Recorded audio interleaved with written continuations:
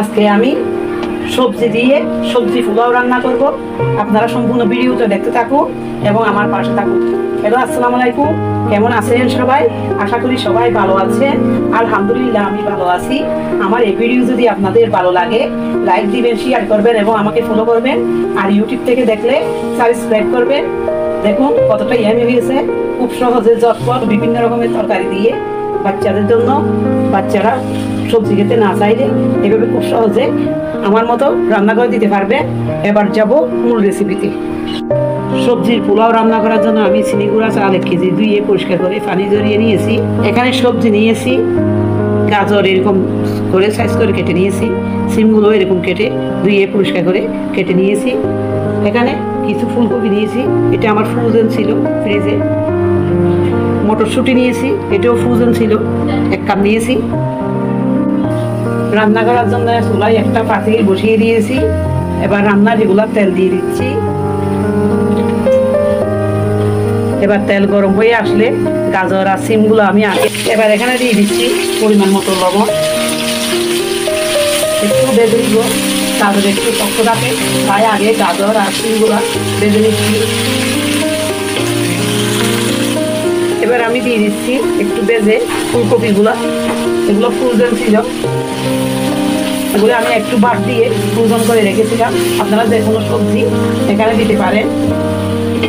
দিয়ে দিচ্ছি মটরশুঁটিগুলা, এবার বেজে নিব। সবজিগুলো ভাজা হয়ে গেছে, এবার আমি উঠিয়ে দিচ্ছি। সবজিগুলো আমি উঠিয়ে নিয়েছি। এবার রান্নার রেগুলার তেল দিয়ে দিচ্ছি।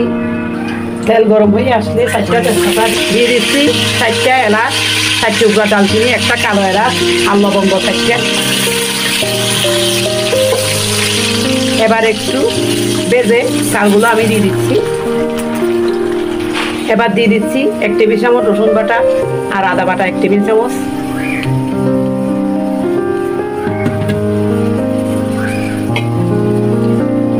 পরিমাণ মতো লবণ দিয়ে এবার আমি চালগুলো আমি 4-5 মিনিট ভেজে নিয়েছি। যখন এরকম আঠালো হয়ে যাবে এবার গরম পানি দিয়ে দিব।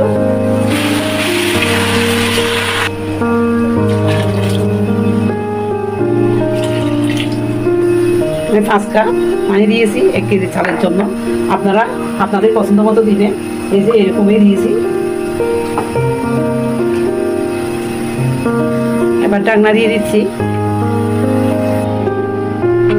যখন এরকম সিদ্ধ হয়ে পানিগুলো শুকিয়ে যাবে এবার আমি আস্ত কয়েকটা কাঁচামরিচ দিয়ে দিই। আমি 8টা দিয়েছি। ঢাকনা দিয়ে 5 মিনিট অপেক্ষা করব। আমি 5 মিনিট অপেক্ষা করেছি। এবার দেখুন ভাতটা মোটামুটি 80% সিদ্ধ হয়ে গেছে। এবার এই অবস্থায় আমি সবজিগুলো দিয়ে দিচ্ছি।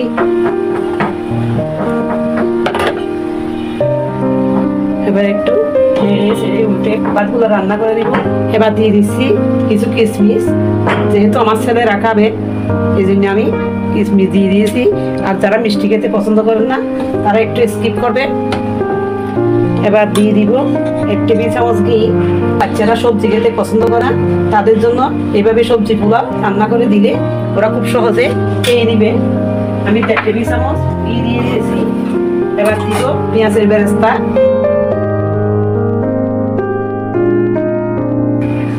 এবার দমে রাখবো 10 মিনিট। 10 মিনিট আমি দমে রেখেছিলাম। দেখুন ভাতটা আমার হয়ে গিয়েছে। এভাবে খুব সহজে আপনারা যে কোনো সবজি দিয়ে সবজি পোলাওটা বানিয়ে নিতে পারবেন। দেখুন কতটা সুন্দর হয়েছে। এবার আমি নামিয়ে নিব।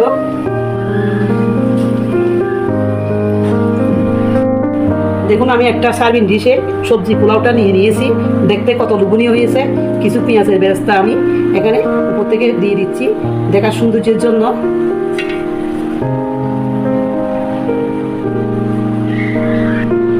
দেখতে যেমন সুন্দর হয়েছে খেতে অসাধারণ। দেখুন কত ঝরঝরা। আপনারা বাসায় যদি সবজি থাকে এবং শীতকালে কোনো মেহমান আসলে ঝটপট খুব সহজে এভাবে সবজি পোলাওটা বানিয়ে দিতে পারবে। আশা করি আপনাদেরও ভালো লাগবে। বাচ্চাদেরকেও খুব সহজে এভাবে রান্না করে দিবে, ওরা মন ভরে খাবে। সবাই ভালো থাকবে। আল্লাহ হাফেজ।